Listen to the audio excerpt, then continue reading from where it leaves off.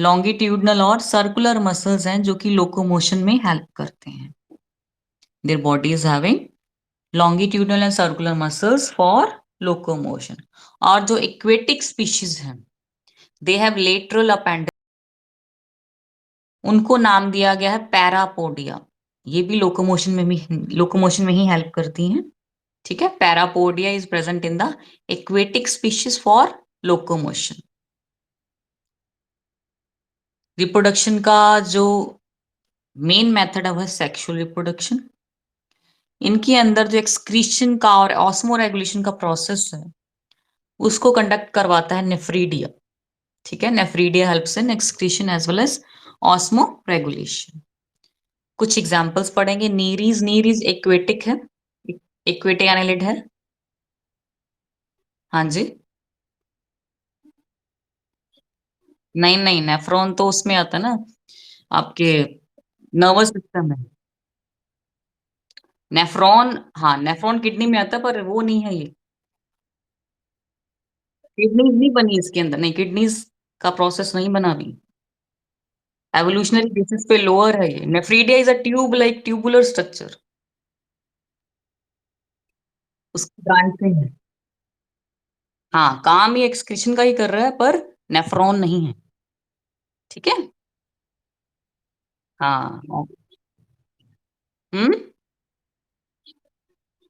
अरे, Annelida kingdom, animal animal kingdom पढ़ रहे हैं हम। तो प्लांट्स कहाँ से आ गए इसमें?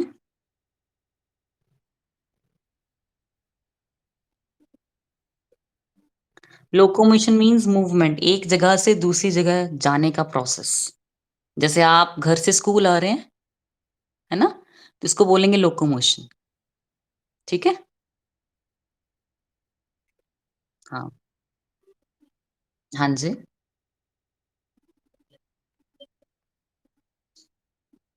आप बेटा अभी ज्वाइन किया आपने? ये मैंने बताया हुआ पहले से भी, चलिए फिर से बता देती हूँ। डायरेक्ट डेवलपमेंट मीन्स जब लार्वा और एडल्ट फॉर्म दोनों एक दूसरे को रिजेंबल करते हैं, देखने में एक जैसे लगते हैं, तो हम कहते हैं डेवलपमेंट डायरेक्ट है। और इनडायरेक्ट डेवलपमेंट का मतलब है कि लार्वा और एडल्ट एक दूसरे से बिल्कुल भी रिजेंबल नहीं करते, देखने से पता ही नहीं चलता कि ये इसका लार्वा है। ठीक है, तो इस तरह की डेवलपमेंट को हम बोलेंगे इनडायरेक्ट डेवलपमेंट। नेफ्रीडिया हम पढ़ रहे थे कि ये एक्सक्रीशन और ऑस्मो रेगुलेशन में हेल्प करते हैं। ये नेफ्रॉन नहीं है, ये आपने जरूर नोट डाउन करना है। ठीक है, क्योंकि अभी तक इतना एवोल्यूशनरी प्रोसेस नहीं हुआ कि नेफ्रॉन्स बन जाएं। ये एवोल्यूशनरी बेसिस पे भी लोअर है from human beings. Nephridia tubular branched structures which helps in excretion and osmo regulation. Osmo regulation क्या है? ऑस्मो रेगुलेशन है कि जितना भी ऑस्मोटिक बैलेंस है बॉडी का, आयनिक बैलेंस है प्लस एक्सचेंज ऑफ गैसेस है, वो सारा का सारा प्रोसेस नेफ्रीडिया करवा रहा है। एग्जाम्पल्स जो हम इसके अंदर पढ़ेंगे वो है नीरीज, नीरीज है एक्वेटिक, और अर्थवर्म फेरेटिमा पोस्थुमा, हिरुडिनेरिया जिसे हम लीच कहते हैं। ठीक है, इसके भी कुछ आप पिक्स देख लीजिए और क्लैरिटी आएगी।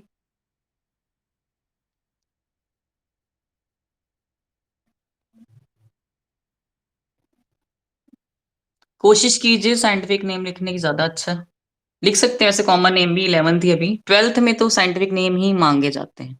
पर मैं तो यही कहूंगी कि अगर आप अभी से ही साइंटिफिक नेम्स लर्न करना शुरू कर देंगे तो 12th तो बहुत इजी रहेगी फिर आपके लिए। चलिए।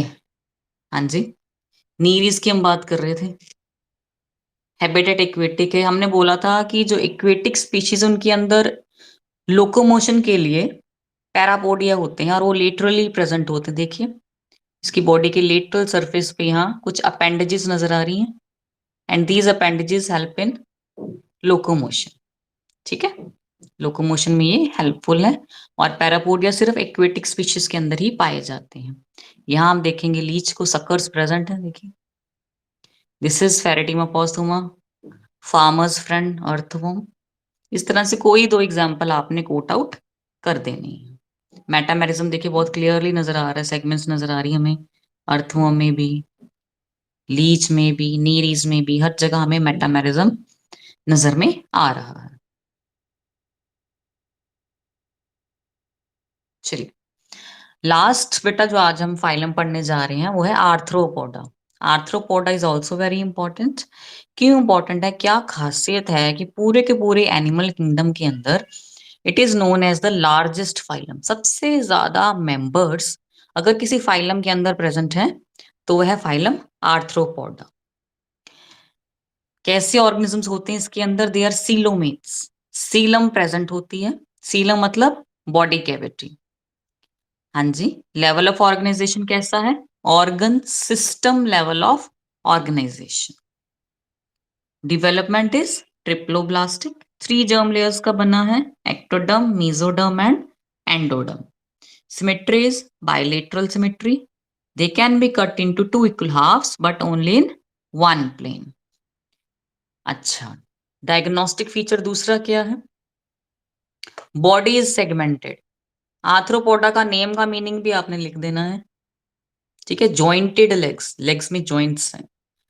बॉडी भी सेगमेंटेड है, 3 मेन पार्ट्स में डिवाइडेड है इनकी body, head, thorax and abdomen, ठीक है। थॉरेक्स मींस नेक, नेक वाला जो रीजन होता है। एक्सोस्केलेटन, जो स्केलेटन है बॉडी के बाहर है और किस चीज का बना हुआ है, काइटिन का बना हुआ है। आप ये भी लिख सकते हैं, दे शो काइटनस एक्सोस्केलेटन, ठीक है। किस चीज का बना है, काइटिन का। अगर आपने कॉकरोच देखा है, कभी मरा हुआ कॉकरोच देखा हो, तो उसकी बॉडी के अंदर, बॉडी के बाहर एक ट्रांसपेरेंट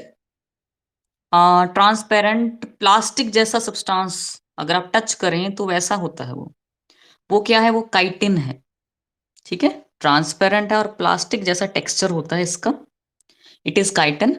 तो वो इसका एक्सोस्केलेटन है। रेस्पिरेटरी ऑर्गन्स कैसे हैं, गिल्स हैं, बुक गिल्स हैं, लंग्स एंड बुक लंग्स हैं। Book gills and book lungs ये प्रेजेंट होते हैं। इनमें क्या खासियत है, बुक गिल्स बुक लंग्स क्या है, ये मेम्ब्रेन है। Membrane like structure is present for the exchange of gases outside the gills and book lungs. अच्छा, एक्सक्रीशन में कौन हेल्प कर रहा है बेटा, एक्सक्रीशन में एक ट्यूबुलर स्ट्रक्चर है, ब्रांच्ड है वो, और उसको एक टेक्निकल नाम नाम दे दिया गया है, टेक्निकल टर्म दे दी गई है उस स्ट्रक्चर को, उसको बोला जाता है मेल्फिजियन ट्यूब्यूल्स, ठीक है। Branch tubular structure present in the phylum arthropoda is given a technical name. क्या नेम दिया गया है, मेल्फिजियन ट्यूब्यूल्स। काम उसका वही है, एक्सक्रीशन करेगा और ऑस्मोरेगुलेशन करेगा। फर्टिलाइजेशन कैसी है, फर्टिलाइजेशन बॉडी के अंदर होती है तो हम बोलेंगे फर्टिलाइजेशन इज इंटरनल। अच्छा, एक और डायग्नोस्टिक फीचर इनका, they are oviparous, egg laying है ये। जितने भी इंसेक्ट्स हैं सारे आर्थ्रोपोडा में आ जाते हैं।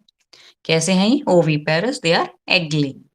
अपनी मर्जी कोई भी एग्जाम्पल आप पुट आउट कर सकते हैं, कोई 2 एग्जाम्पल्स। एपिस, एपिस हमारी हनी बी, कॉकरोच, ठीक है, spiders, crabs, house flies, mosquitoes, ये सारे फाइलम आर्थ्रोपोडा के अंदर आ जाएंगे।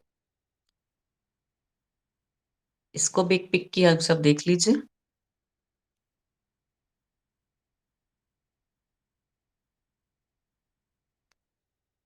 हाँ जी, ये देखिए different examples of phylum arthropoda, हमारी honey bee, ladybug, butterfly, crabs, beetles, dragon fly, variety of organisms coming under arthropoda, इसीलिए this is the largest phylum in the animal kingdom. Let me show you some other.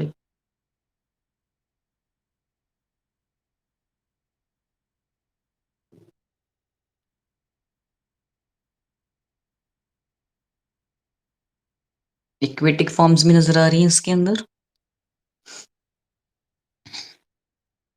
चलिए, आज हमने 4 phylums की, platyhelminthes, aschelminthes, phylum annelida and phylum arthropoda. इसके अंदर जो differences की form में आता है वो है बेसिकली प्लेटीहेलमिन्थस और एस्कीहेलमिन्थस का ही डिफरेंस। तो ये दोनों का आज का आपका यही होमवर्क रहेगा बेटा, differentiate between platyhelminthes and phylum aschelminthes. Flat worms और राउंड वॉर्म्स के नेम से भी आ सकता है, differentiate between flat worms and round worms, वो आपने कर लेना है। बाकी एनालिडा और आर्थ्रोपोडा के या तो जनरल कैरेक्टर्स आ जाएंगे और उससे भी ज्यादा इनके जो डायग्नोस्टिक फीचर्स हैं वो पूछे जा सकते हैं। किंग इस चैप्टर के अंदर जितने भी फाइलम्स हैं, आप उन सब के डायग्नोस्टिक फीचर्स को अलग से लिख लीजिए कॉपी पे, ठीक है? ताकि जब एग्ज़ाम हो तो आराम से आप उसको रिवाइज़ कर पाएँ।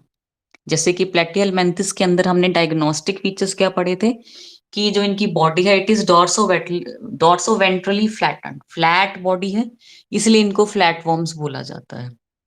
दूसरी खासियत क्या थी इनकी, they show hooks and suckers, ठीक है? और तीसरी खासियत क्या थी इनकी, they show flame cells for excretion and osmoregulation. ये 3 मेन डायग्नोस्टिक फीचर्स थे प्लैटिहेल्मिन्थस के। एस्किहेल्मिन्थस के अंदर हमने कौन से खास डायग्नोस्टिक फीचर्स पढ़े? बॉडी इनकी राउंड है, सर्कुलर है, इसीलिए इनको राउंड वॉर्म बोला जाता है, ठीक है? और इनके अंदर एलिमेंट्री कैनाल कंप्लीट थी, माउथ से लेके इनस तक पूरी कंप्लीट एलिमेंट्री कैनाल हमें देखने को मिलती है। दे आर यूनिसेक्सुअल, जिसमें कि females are longer than the males. उसके बाद आपने एनालिडा के अंदर हमने डायग्नोस्टिक फीचर्स क्या पढ़े? सबसे पहला डायग्नोस्टिक और सबसे इंपॉर्टेंट डायग्नोस्टिक फीचर हमने पढ़ा, दे शो मेटामेरिज्म, कि जो बॉडी है it show externally as well as internally segments, and those segments have repeated organs on them, ठीक है? और दूसरी चीज हमने पढ़ी कि जो इनकी एक्वेटिक स्पीशीज है उनके ऊपर लेटरल अपेंडेजेस होती हैं जिनको हम पैरापोडिया कहते हैं। और तीसरी खासियत क्या पड़ी कि इनके अंदर नेफ्रीडिया होता है, खास स्ट्रक्चर है नेफ्रीडिया, जो किस चीज में हेल्प कर रहा है? एक्सक्रीशन और ऑस्मो रेगुलेशन में। आर्थ्रोपोडा के अंदर हमने पढ़ा कि सबसे लार्जेस्ट फाइलम है ये। इनके अंदर बॉडी सेगमेंटेड होती है into head, thorax and abdomen, इसीलिए इस फाइलम का नाम है आर्थ्रोपोडा, जॉइंटेड लेग्स। एक्सोस्केलेटन इनके अंदर काइटिन का बना होता है, ठीक है? और मेल्फिजियन ट्यूब्यूल्स होती हैं for excretion and osmo regulation. तो ये सारे थे डायग्नोस्टिक फीचर्स। इनको तो बहुत अच्छी तरह से आपने कर लेना है। आज की 4 फाइलम्स के अंदर अगर आपको कोई दिक्कत है, कोई डाउट है तो बताइए।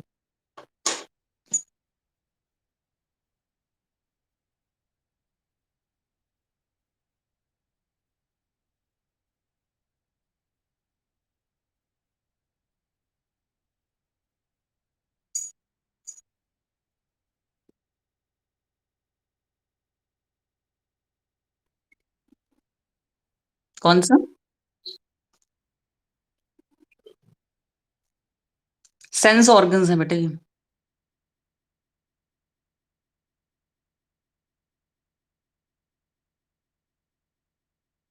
और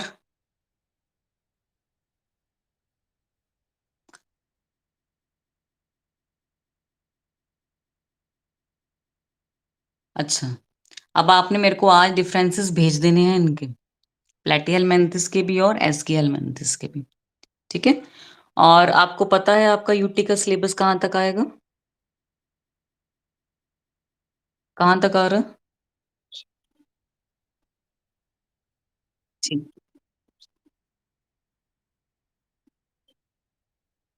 और सेकंड चैप्टर में से क्या आ रहा है? हाँ, तो सारी टाइ हाँ, fungi third chapter as well as fourth chapter का टिल हेमिकॉर्डेटा।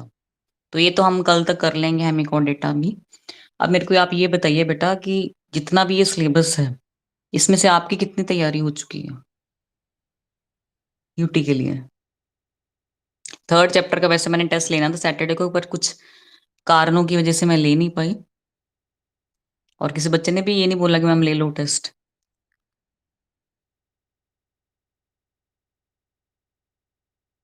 तैयारी है पूरी?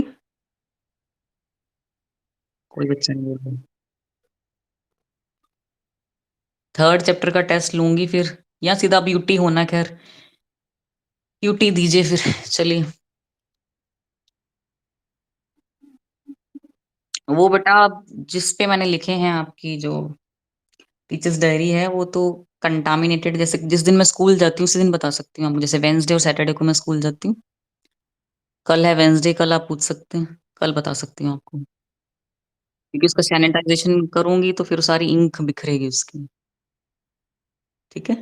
तो कल मेरे को याद दिला देना, तो कल मैं आपको बता दूँगी सारे मार्क्स।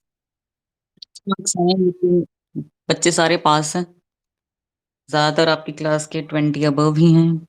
3-4 बच्चे हैं जिनके थोड़े 20 से बिलो हैं, अदरवाइज़ 25 भी काफ़ी बच्चों ने गेन किए हैं। अच्छी क्लास है आपकी, बट ये मेंटेन ही रखना है आपने आगे भी। बाकी सब्जेक्ट्स के मिल गए बेटा आपको मार्क्स? कौन टॉप कर रहा है क्लास में? हुँ?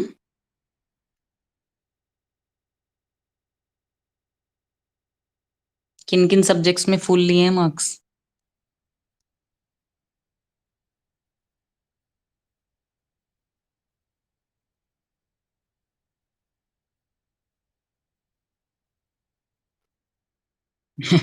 चलिए कल बायो के सुन लीजिए, हो सकता है आपने ले लिए हों फुल मार्क्स।